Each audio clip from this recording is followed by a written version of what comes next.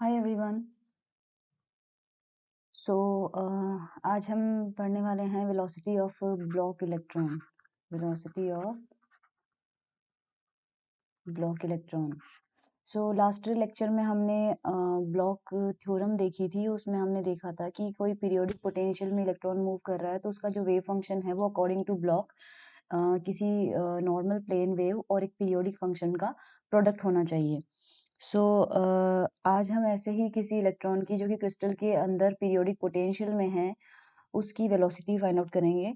सो हम जो quantum mechanics हम पढ़ते हैं, क्वांटम मैकेनिक्स के अकॉर्डिंग ब्लॉक इलेक्ट्रॉन की जो वेलोसिटी होती है वो बेसिकली उसके साथ, सपोज एक इलेक्ट्रॉन है यहाँ पे, ओके, तो अकॉर्डिंग टू डी ब्रोगली इस इलेक्ट्रॉन के साथ साथ यहाँ पे पूरा एक वेव पैकेट एसोसिएटेड होता है। वेव पैकेट का मतलब होता है इसके साथ बहुत सारी इसकी जो वेव्स है, डी ब्रोगली वेव्स, उनका ग्रुप साथ साथ में चलता है।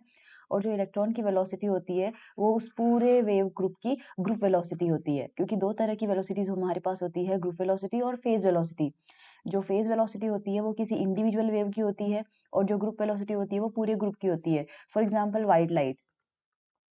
सो आपके पास जो व्हाइट लाइट होती है वो बेसिकली व्हाइट नहीं होती है, 7 कलर्स होते हैं, लेकिन वो 7 साथ में मिलके एक वेलोसिटी से चलते हैं और उसी वेलोसिटी को हम क्या कहते हैं, ग्रुप वेलोसिटी कहते हैं। लेकिन अगर हम उसे प्रिज्म या किसी और मीडियम में से गुजारते हैं तो सारे जो 7 कलर्स है सबकी वेलोसिटी डिफरेंट डिफरेंट हो जाती है। इसी वजह से हमें डिस्पर्शन दिखाई देता है वहां पे। एनीवेज, तो यहाँ पे एक इलेक्ट्रॉन जो है उसके साथ साथ चलने वाली जो वेव्स है उन सब की जो ग्रुप वेलोसिटी होती है उस ग्रुप वेलोसिटी के साथ में चलता है। और जो ग्रुप वेलोसिटी का फॉर्मूला होता है वो होता है, ध्यान रखिएगा, डी ओमेगा अपॉन डी के। और जो फेज वेलोसिटी होती है उसका वो फॉर्मूला होता है ओमेगा अपॉन के। यहाँ पे हमें ग्रुप वेलोसिटी की नीड है, so we will use this formula. Quantum mechanics के अकॉर्डिंग जो एनर्जी होती है वो होती है h cross omega. Okay, so अगर मान लीजिए दिस इज इक्वेशन नंबर 1, ये हमें फाइंड आउट करना है। अगर यहाँ पे इस ई का डिफ्रेंशिएशन करते हैं विद रेस्पेक्ट टू के, तो यहाँ लेफ्ट हैंड साइड में हमें मिलेगा डी ई अपॉन डी के। एच क्रॉस कांस्टेंट है और यहाँ हमें मिल जाएगा डी ओमेगा बाई डी के। और डी ओमेगा बाई डी के को हम क्या पुट कर सकते हैं, वी जी। तो ये वैल्यू हो जाएगी अपनी एच क्रॉस वी जी। तो यहाँ से हमारे पास वी जी की वैल्यू क्या मिल रही है, 1 अपॉन एच क्रॉस। ये एच क्रॉस यहाँ पे जाएगा, साथ में आ जाएगा डी ई बाई डी के। तो 1 upon H cross D E upon D के। तो याद रखिएगा ये आपके पास ग्रुप वेलोसिटी जो है उसका फॉर्मूला आता है, ब्लॉक इलेक्ट्रॉन की वेलोसिटी का फॉर्मूला आता है। अब हमारे पास इसे हम वीजी से नहीं लिखेंगे, हम इसे सिंपली वी से डिनोट करेंगे, क्योंकि ये एक इलेक्ट्रॉन की वेलोसिटी हमारे पास यहाँ पे आ रहा है। अब देखिए, अगर इसके, क्योंकि हमें पता है कि वेलोसिटी जो है वो वेक्टर क्वांटिटी है, तो अगर हम इसके कंपोनेंट लेंगे तो आप वी एक्स को ऐसे लिखेंगे, 1 upon H cross D E upon D k x. Similarly we Y हम लिखेंगे 1 upon H cross D E upon D k Y. And V Z हम लिखेंगे 1 upon H cross D E upon D k Z. अगर velocity का vector हमें लिखना है तो आई कैप के साथ वी एक्स आ जाएगा, जे कैप के साथ वी वाई आ जाएगा एंड के कैप के साथ वी जेड हमारा आ जाएगा। सो अगर हमें कंबाइंड फॉर्म में लिखना है तो as you can say d by d k x, d by d k y, d by d k z आ रहा है। तो अगर हम इस वेलोसिटी को यहाँ पे इस फॉर्म में लिखते हैं तो आपके पास 1 अपॉन एच क्रॉस तीनों में से कॉमन आएगा, वी एक्स में भी है, वी वाई में भी है, वी जेड में भी है। ओके, सो हमारे पास यहाँ पर क्या बचता है, i cap D by d k x, J cap D by d k Y and के cap D by d k Z. और ये तीनों किस पे अप्लाई हो रहे हैं, ई पे अप्लाई हो रहे हैं।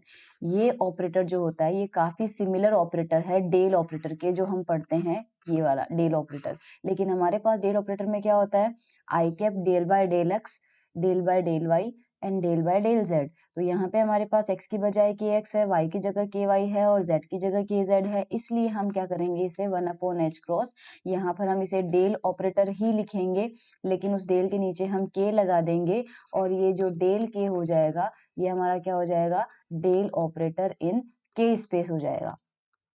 सो के स्पेस के अंदर, के स्पेस का मतलब होता है कि आपके पास x डायरेक्शन में के एक्स एक्सिस है, y डायरेक्शन में आपके पास के वाई एक्सिस है और z डायरेक्शन में आपके पास के जेड एक्सिस है। सो ऐसे स्पेस में अगर आप डेल ऑपरेटर लिखेंगे तो उसमें डेल बाय डेल एक्स नहीं आएगा, x की बजाय हम क्या लेंगे, के एक्स लेंगे। सो ये हमारे पास वेलोसिटी ऑफ ब्लॉक इलेक्ट्रॉन है, जो कि काफी इंपॉर्टेंट टॉपिक है हमारे इस सॉलिड स्टेट फिजिक्स पेपर का। इसे वेरीफाई करते हैं। देखो वेलोसिटी ऑफ, हमने जो फॉर्मूला अभी निकाला वो फॉर्मूला हमें सही रिजल्ट देता है या नहीं देता है, उसका वेरिफिकेशन कर देते हैं एक बार फ्री इलेक्ट्रॉन की वेलोसिटी देख के। सो आपके पास अगर कोई इलेक्ट्रॉन फ्री है तो ध्यान रखिएगा उसकी पोटेंशियल एनर्जी होगी जीरो। पोटेंशियल का मतलब यही होता है कि कोई इलेक्ट्रॉन जो है किसी तरह के अट्रैक्शन में या किसी तरह के रिपल्शन में हो। फॉर एग्जांपल अगर आप न्यूक्लियस में देखें, न्यूक्लियस के पास में अगर कोई इलेक्ट्रॉन यहाँ पे रखा है तो ये इलेक्ट्रॉन जो है वो फ्री नहीं है, और इसका रीजन है क्योंकि ये न्यूक्लियस इसके ऊपर कितना फोर्स अप्लाई कर रहा है, के Q1 Q2 upon r square का attraction force, Coulomb force apply कर रहा है। इन दोनों के बीच की डिस्टेंस आर है, तो यहाँ पर इन दोनों के बीच में क्या लग रहा है, अट्रैक्शन फोर्स लग रहा है, और इसी अट्रैक्शन फोर्स की वजह से यहाँ पर पोटेंशियल आता है। और वो पोटेंशियल हम जानते हैं, न्यूक्लियस और इलेक्ट्रॉन जब एक दूसरे से आर डिस्टेंस पे है तो इनकी पोटेंशियल एनर्जी कितनी होती है, के Q1 Q2 अपॉन आर होती है विद नेगेटिव साइन। तो नेगेटिव का मतलब अट्रैक्शन। उसी तरह से अगर यहाँ पर भी पॉजिटिव साइन होता, यहाँ पर भी पॉजिटिव साइन होता तो ये रिपल्शन आता। तो अगर कोई इलेक्ट्रॉन फ्री है, हम बात कर रहे हैं फ्री इलेक्ट्रॉन की, फ्री इलेक्ट्रॉन का मतलब कोई भी न्यूक्लियस या कोई दूसरा इलेक्ट्रॉन ना तो उस पर अट्रैक्शन अप्लाई कर रहा है, ना ही उस पर रिपल्शन अप्लाई कर रहा है, और ना ही हम ये मान के चल रहे हैं कि उस पर ग्रेविटेशनल पोटेंशियल लग रहा है, ग्रेविटी लग रही है, तो उस पर किसी तरह का कोई फोर्स नहीं है, वो पूरी तरह से फ्री है। जब पूरी तरह से कोई फ्री पार्टिकल होता है तो उसके पास सिर्फ एक तरह की एनर्जी होती है, और वो कौन सी होती है, काइनेटिक एनर्जी होती है। तो हमें पता है कि जो इलेक्ट्रॉन है उसके पास काइनेटिक एनर्जी होनी चाहिए, और क्योंकि डी ब्रोगली ने ये कहा था कि जो इलेक्ट्रॉन है उसके साथ साथ आपके पास क्या है, वेव्स चल रही है। अगर वेव्स चल रही है तो उसकी जो एनर्जी है वो हम किस फॉर्म में लिखेंगे, अगर कोई मान लीजिए वेव होती है तो उसका जो मोमेंटम होता है वो होता है एच क्रॉस के। उसका मोमेंटम कितना होता है, एच क्रॉस के होता है, कोई वेव होती है। तो हमारे पास इलेक्ट्रॉन के साथ में भी वेव चल रही है, तो हम इलेक्ट्रॉन की जो एनर्जी लिखेंगे वो किस फॉर्म में लिखेंगे, पी स्क्वायर अपॉन 2m होता है। पी स्क्वायर अपॉन 2m क्यों अपन ने बोला, 1/2mv² होता है। अगर आप ऊपर नीचे m से मल्टीप्लाई कर दें तो आपके पास कितना आ जाएगा, ये m स्क्वायर v स्क्वायर क्या होता है, पी स्क्वायर अपॉन 2m ही होता है। सो हम वेव की बात कर रहे हैं, इसलिए हम यहाँ पर मोमेंटम लिखेंगे एच क्रॉस स्क्वायर के स्क्वायर अपॉन 2m। ये किसी फ्री इलेक्ट्रॉन की टोटल एनर्जी होती है। अब हमें इसके लिए ब्लॉक इलेक्ट्रॉन की वेलोसिटी निकालनी है, तो हम क्या करेंगे, डीई बाई डी के करेंगे, क्योंकि हमें डीई बाई डी के फॉर्मूले में रिक्वायर्ड है। सो आपके पास h cross square upon 2m तो कांस्टेंट आ गया, और के स्क्वायर का डिफरेंशिएशन कितना हो जाएगा, 2k हो जाएगा। सो यहाँ पे आपके पास आ जाएगा H cross square upon 2m, और ये हो जाएगा आपके पास डी के, 2 से 2 कैंसिल आउट हो जा रहा है, एच क्रॉस स्क्वायर के अपॉन m आ जाएगा। नाउ हम यहाँ पे क्या लिखेंगे, ये हमारे पास डीई बाई डी के की वैल्यू आ गई। ओके, सो हम अब ब्लॉक इलेक्ट्रॉन की वेलोसिटी देखते हैं। उसका फॉर्मूला क्या था, 1/h cross DE upon D के था। सो हम वैल्यू पुट कर देते हैं 1/h क्रॉस, और ये रहा डीई अपॉन डी के, तो ये आपके पास है एच क्रॉस के अपॉन एम। ओके, सो हमारे पास यहाँ पे एच क्रॉस से एच क्रॉस कैंसिल आउट हो जाएगा, हमें मिल रहा है एच क्रॉस के अपॉन एम। अभी एच क्रॉस की वैल्यू हम जानते हैं कितना होता है, एच अपॉन 2 पाई, और के जो होता है वेव वेक्टर होता है, और इसकी वैल्यू होती है 2 पाई बाई लैम्डा। सो ये आ जाएगा 2 पाई बाई लैम्डा, और साथ में नीचे m भी है तो 1/m भी लिख देते हैं। 2 पाई से 2 पाई कैंसिल आउट हो जा रहा है, कितना मिल रहा है अपन को यहाँ पे, h अपॉन लैम्डा m मिल रहा है। ओके, हमें कितना मिल रहा है, h अपॉन लैम्डा m मिल रहा है। 1/m को रहने देते हैं, और h बाई लैम्डा, आपने अगर क्वांटम मैकेनिक्स में डी ब्रोगली हाइपोथेसिस पढ़ा है, तो डी ब्रोगली हाइपोथेसिस से किसी पार्टिकल का मोमेंटम कितना होता है, h अपॉन लैम्डा होता है। तो आपके पास h बाई लैम्डा को आप लिख सकते हैं p, और आपके पास p अपॉन m किसके इक्वल आता है, हम जानते हैं फ्री पार्टिकल जो होता है उसका मोमेंटम होता है mv, तो उसकी वेलोसिटी कितनी आती है, p अपॉन m। तो आपको p अपॉन m मिल रहा है, इसका मतलब जो ब्लॉक इलेक्ट्रॉन है उसकी वेलोसिटी बिल्कुल वही आई है जो एक फ्री पार्टिकल की वेलोसिटी होती है। इसका मतलब ये हमारा जो फॉर्मूला है ब्लॉक इलेक्ट्रॉन का, ये बिल्कुल सही रिजल्ट हमें दे रहा है। ओके, नेक्स्ट टॉपिक है हमारा number of states in a band. Okay, एक बैंड में अवस्थाओं की संख्या। तो यहाँ पर हमारे पास बेसिकली हमने देखा है कि एनर्जी का बैंड होता है, उसमें बहुत सारे एनर्जी के लेवल्स होते हैं। सो हम यही निकालना चाह और इन्हीं लेवल्स के अंदर क्या होते हैं, इलेक्ट्रॉन को हमें फिल करना होता है। तो हम ये देखेंगे कि किसी एक बैंड में कितने लेवल प्रेजेंट है जिनमें इलेक्ट्रॉन आपके पास रह सकते हैं। सो सपोज इसके लिए हम क्या करते हैं, हम जो एक लेटिस लेते हैं या फिर क्रिस्टल देख लीजिए, है ना। जो क्रिस्टल हम लेते हैं, सपोज वो एक रिंग शेप का है। ओके, मान लीजिए वो एक रिंग शेप का है और इस रिंग के ऊपर एटम्स अरेंज है। एटम या लेटिस पॉइंट कुछ भी कह लीजिए। यहाँ पर मान लीजिए लेटिस पॉइंट है, फिर यहाँ पर है, फिर यहाँ पर है, फिर यहाँ पर है, फिर यहाँ पर है। इस तरह से वो अरेंज्ड है। ओके, और ये जो लेटिस पॉइंट्स है, इन्हीं लेटिस पॉइंट पर क्या होता है, एटम रखा हुआ होता है। और क्योंकि आपने सॉलिड स्टेट फिजिक्स में अपन ने शुरुआत में ही देख लिया था कि क्रिस्टल कैसे बनता है। लेटिस पॉइंट होते हैं, उनके ऊपर हम एटम रख देते हैं और वो क्या बन जाता है, आपके पास क्रिस्टल बन जाता है। तो यहाँ अपन रिंग शेप का ले रहे हैं। तो सपोज ये जो वैल्यू है, ये पार्टिकल जो है, सपोज आपके पास इसका कोऑर्डिनेट है, इसकी पोजीशन है x, मान लीजिए इसकी पोजीशन x है, और हमारे पास किन्हीं भी दो एटम के बीच की डिस्टेंस कितनी हो जाएगी, a हो जाती है। मान लीजिए आपके पास किन्हीं भी दो एटम के बीच की डिस्टेंस a है, यहाँ पर भी आपके पास a है और यहाँ पर भी आपके पास a है। तो सपोज आपके पास नंबर ऑफ लेटिस पॉइंट्स या नंबर ऑफ एटम्स, कुछ भी आप मान लीजिए, अगर आपके पास नंबर ऑफ एटम्स है मान लीजिए n, ओके, तो आपके पास लेंथ ऑफ द क्रिस्टल कितना होगा। देखो आपके पास ये आ जाएगा a, फिर आपके पास आ जाएगा 2a, फिर आपके पास 3a। अगर हमारे पास नंबर ऑफ एटम्स n है तो total length of the crystal कितना हो जाएगा, हमारे पास na हो जाएगा। ओके, लेंथ हमारे पास हो जाएगा l is equals to na हो जाएगा। अब हम क्या करेंगे, अगर आप ध्यान से देखें तो मैं आपसे पूछूं कि कोई पार्टिकल है और उसकी लोकेशन है हमारे पास x। ओके, अब मैं आपसे पूछती हूँ कि x प्लस l कहाँ पर होगा। तो आप जब इस x में l ऐड करोगे तो आप वापस इसी पॉइंट पे आ गए, राइट। क्योंकि आपके पास यहाँ से a स्टार्ट हो रहा है, फिर 2a, फिर 3a। तो जब n लेटिस पॉइंट खत्म हो जाएगा तो आपके पास कितना हो जाएगा, लेंथ कवर हो जाएगी। तो x प्लस l वही उसी पॉइंट पे है जिस पॉइंट पे आपका x है, क्योंकि आपने पीरियोडिक नेचर यहाँ पे यूज किया है, वापस घूम के आप वहीं पे आ गए। फॉर एग्जाम्पल आप x इक्वल टू 0 ले लीजिए। सपोज ये एटम x इक्वल टू 0 है, तो पूरी लेंथ कवर करके आओगे तो वापस इसी पॉइंट पे तो आ जाओगे।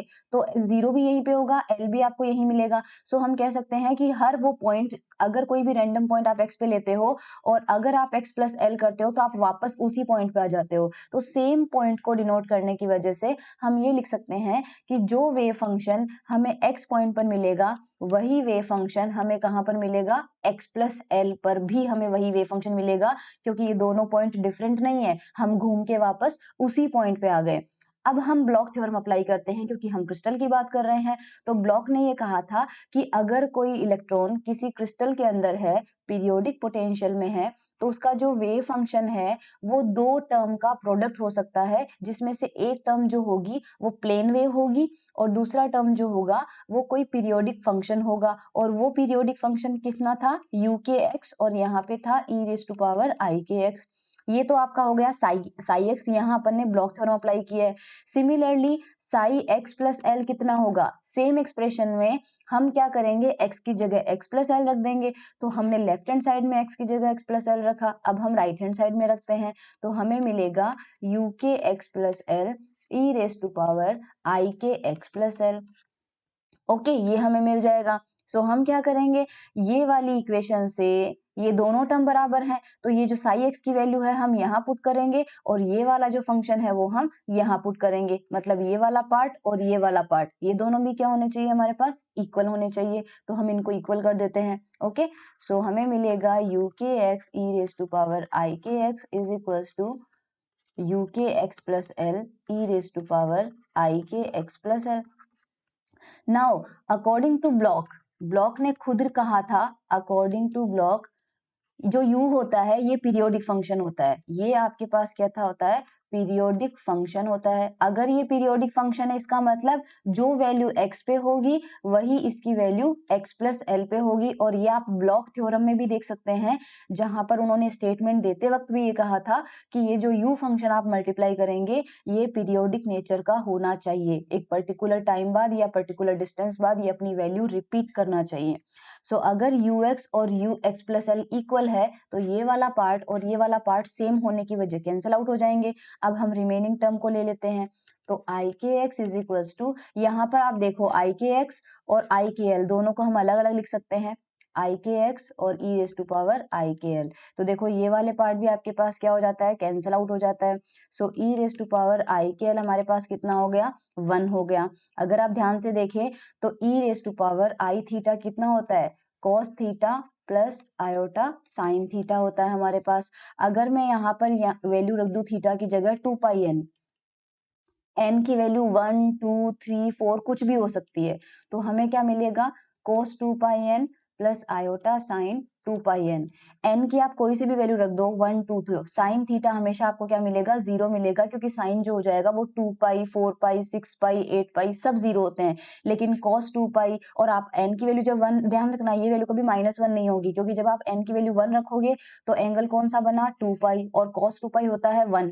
अगर आप एन की वैल्यू 2 रखोगे तो यहाँ हो जाएगा 4 पाई, cos 4 पाई भी होता है 1। अगर आप एन की वैल्यू 3 रखेंगे तो cos 6 पाई भी होता है 1, क्योंकि ऑड नंबर तो आ ही नहीं रहा आपके पास। सो इसका मतलब ये वैल्यू हमेशा क्या मिलेगी, 1। तो हम इस 1 को क्या लिख सकते हैं, ये वाला पूरा टर्म लिख सकते हैं, e raise to power i 2 pi n. So यहाँ पर देखो ई एक्सपोनेंशियल सेम है, आयोटा सेम है, इसका मतलब ये वाला कोफिशिएंट और ये वाला कोफिशिएंट भी क्या होना चाहिए, बराबर होना चाहिए। सो के एल की वैल्यू किसके इक्वल आ जाएगी, आपकी 2 पाई एन के इक्वल आ जाएगी। तो यहाँ से आपको एन की वैल्यू कितनी मिल जाएगी, के एल अपॉन 2 पाई। ये आपके पास यहाँ पे क्या मिल जाता है, स्मॉल एन की वैल्यू। तो मैं एक बार वापस लिख लेती हूँ, के एल अपॉन 2 पाई हमें स्मॉल एन की वैल्यू मिली है। अब देखो ये जो एन है, ये हर के करस्पॉन्डिंग, देखो हर के करस्पॉन्डिंग आपको एक एन की वैल्यू मिल रही है। ओके, हर के करस्पॉन्डिंग आपको एन की वैल्यू मिल रही है, और हर के करस्पॉन्डिंग आपको एनर्जी की वैल्यू मिलेगी, क्योंकि फ्री इलेक्ट्रॉन में हमने देखा था ना, एनर्जी किस पे डिपेंड कर रही थी, के पे डिपेंड कर रही थी। तो आपको हर के करस्पॉन्डिंग एनर्जी की एक वैल्यू मिलेगी। ये फ्री इलेक्ट्रॉन की बात कर रहे थे, हमने फ्री इलेक्ट्रॉन की एनर्जी देखी थी, तो हर के लिए आपको एनर्जी की वैल्यू मिल रही थी। उसी तरह से अगर आपके पास एनर्जी की वैल्यू मिल रही है, और हर एनर्जी क्या करती है, हर एनर्जी एक एनर्जी के लेवल को रिप्रेजेंट करती है, तो आपके पास जितनी के आएगी उतने ही आपके पास एन आ जाएंगे। सो बेसिकली एन आपके पास किसको डिनोट करेगा, नंबर ऑफ अलाउड स्टेट्स, क्योंकि हर एन के करस्पॉन्डिंग के आएगा, हर के करस्पॉन्डिंग ई आएगा, और हर एनर्जी किसको रिप्रेजेंट करेगी, एक लेवल को रिप्रेजेंट करेगी जिसमें इलेक्ट्रॉन रह सकता है। इसलिए हमने यहाँ पे अलाउड लिखा है, क्योंकि मैंने आपको कल भी बताया था कि सपोज 1s है और 2s है, तो बीच में आपके पास कुछ एनर्जी की लेवल्स आते हैं जिनमें इलेक्ट्रॉन नहीं रह पाते, तो ये फॉरबिडन होता है, ये अलाउड नहीं होता है। इसलिए हमें कौन से चाहिए, सिर्फ वो जो अलाउड हो। अब ये आपके पास नंबर ऑफ अलाउड जो स्टेट्स हैं वो कहाँ से आएंगे, एन की जो वैल्यू है वो 0 से लेके के तक। सो ये आपके पास आ रहा है फ्रॉम 0 टू के, 0 टू के तक कितने अलाउड एनर्जी लेवल होंगे, एन एनर्जी लेवल होंगे। ओके, ये 0 टू लेके के तक में आपको रेंज में दे देंगे। अगर हमें चाहिए number of allowed states in interval D के, मतलब हमें क्या चाहिए, डी के रेंज में चाहिए। डी के रेंज का मतलब होता है के से लेके के प्लस डी के जो रेंज आती है, परास आती है, उसके अंदर कितने लेवल्स आ गए। तो हम क्या करेंगे, इसी इक्वेशन को दोनों साइड में डिफरेंशिएट कर दो, दोनों साइड में इसका अवकलन कर दो, तो लेफ्ट हैंड साइड में क्या हो जाएगा, dn, और राइट हैंड साइड में आपके पास l तो कांस्टेंट है, 2 पाई भी कांस्टेंट है, कितना हो जाएगा, dk। तो ये जो dn हो जाएगा, इसके करस्पॉन्डिंग नंबर कौन सा आया, dk। तो ये आपके पास dk रेंज में नंबर ऑफ स्टेट को रिप्रेजेंट करेगा। अगर हमें टोटल चाहिए तो देखो टोटल के लिए हमें क्या करना पड़ेगा, इंटीग्रेशन करना पड़ेगा। अब इंटीग्रेशन हम किसके लिए करेंगे, तो देखो number of states in first Brillouin zone. ये ब्रिलुअन जोन क्या है, ये मैं आपको नेक्स्ट लेक्चर में डिटेल से बता दूंगी, है ना। अभी तो आप ये इतना समझ लीजिए कि जो फर्स्ट ब्रिलुअन जोन होता है वो रेंज होती है बेसिकली एक के की, और ये के की रेंज कहाँ से होती है, ये के की रेंज -π/a से लेकर +π/a तक होती है। इसे हम बोलते हैं फर्स्ट ब्रिलुअन जोन। ओके, और फर्स्ट इसी तरह से सेकंड आता है, थर्ड आता है, लेकिन वो अपन अगले लेक्चर में देख लेंगे। क्रॉनिक पेनी मॉडल में मैं आपको बता दूंगी कि कैसे ये ब्रिलुआ जोन की जो बाउंड्री होती है वो डिसाइड होती है। सो हमारे पास क्या आया था, dn is equals to integration l upon 2 pi, और यहाँ पे आया था dk। अगर हमें फर्स्ट ब्रिलुअन जोन में नंबर ऑफ स्टेट चाहिए तो हम क्या करेंगे, इंटीग्रेशन dn तो कितना हो जाएगा n, और यहाँ रेंज आपको -π/a से +π/a तक इंटीग्रेशन करना है। सो इसके इंटीग्रेशन से आपको क्या मिलेगा, 2π/a मिल जाएगा। आप देखिए एक बार। सो ये आपको कितना मिल रहा है, l अपॉन a। हमें पता था कि l की वैल्यू कितनी है, na के इक्वल है, तो यहाँ से आप l/a की वैल्यू निकालेंगे तो कितना मिल रहा है, कैपिटल N। तो स्मॉल n की वैल्यू कितनी आ जाती है आपके पास, कैपिटल N आपके पास आ जाती है। इसका ये मतलब है कि आपके पास नंबर ऑफ जो स्टेट्स है वो किसके इक्वल आ गया, आपके पास नंबर ऑफ यूनिट सेल आ गया, या फिर नंबर ऑफ एटम ले लो, क्योंकि हम क्या कर रहे थे, हम यहाँ पे लैटिस पॉइंट मान रहे थे, और मैंने आपसे कहा था n लैटिस पॉइंट है, तो हम ये मान रहे थे कि एक यूनिट सेल के अंदर मान लीजिए आपके पास कितना है, एक एटम रह रहा है। तो जितने आपके पास नंबर एटम होंगे उतने ही आपके पास यूनिट सेल होंगे, और हमने देख लिया कि जितने आपके पास यूनिट सेल है उतने ही आपके पास नंबर ऑफ स्टेट्स आता है। बट एक्चुअल में क्या होता है, ये तो कोई प्रॉब्लम नहीं है, लेकिन अगर आपने यहाँ पे फर्मियोन की बात करी है, मान लीजिए आपने जो पार्टिकल लिए हैं वो फर्मियोन लिए हैं, तो फर्मियोन का एग्जाम्पल होता है सबसे बेस्ट इलेक्ट्रॉन। तो पाउली ने ये कहा था कि एक स्टेट में 2 इलेक्ट्रॉन रह सकते हैं, तो इसलिए हमने जो यहाँ पे एक पार्टिकल माना है एक यूनिट सेल में, अगर यहाँ पर पार्टिकल इलेक्ट्रॉन हुआ तो ये एक यूनिट सेल में 2 रह सकते हैं, ध्यान रखना वो 2 रह सकते हैं। उस सिचुएशन में आपके पास नंबर ऑफ, अगर इलेक्ट्रॉन पूछे, नंबर ऑफ इलेक्ट्रॉन कितने हो जाएंगे आपके पास, 2 टाइम्स कैपिटल N हो जाएंगे, क्योंकि जितने आपके पास यूनिट सेल होते हैं एक यूनिट सेल में, पाउली ने ये कहा था कि एक यूनिट सेल में एक अप स्पिन वाला और एक डाउन स्पिन वाला 2 इलेक्ट्रॉन रह सकते हैं। तो अगर हमारे पास नंबर ऑफ इलेक्ट्रॉन चाहिए पूरे completely filled band, field band का मतलब ये होता है कि आपका ये रहा बैंड, और मैंने आपसे कहा था कि इसमें आपके पास बहुत सारे एनर्जी लेवल्स होंगे, और उन्हीं एनर्जी लेवल को हम क्या बोल रहे हैं, स्टेट्स बोल रहे हैं। सो हमारे पास स्टेट कितनी आई है, n आई है, तो सपोज यहां से लेकर यहां तक का नंबर कितना हो जाता है, n। लेकिन क्योंकि एक लेवल में आपके पास 2 इलेक्ट्रॉन रह रहे हैं, तो अगर सारा का सारा बैंड पूरी तरह से भरा हुआ है तो आपके पास मैक्सिमम नंबर ऑफ इलेक्ट्रॉन कितना होता है, 2n हो जाएगा, क्योंकि नंबर ऑफ लेवल आ रहे हैं आपके पास, नंबर ऑफ स्टेट्स आपके पास आ रहा है n, और एक स्टेट में कितने इलेक्ट्रॉन है, 2n। तो आपके पास टोटल नंबर कितना हो जाएगा, 2n यहाँ पे हो जाएगा।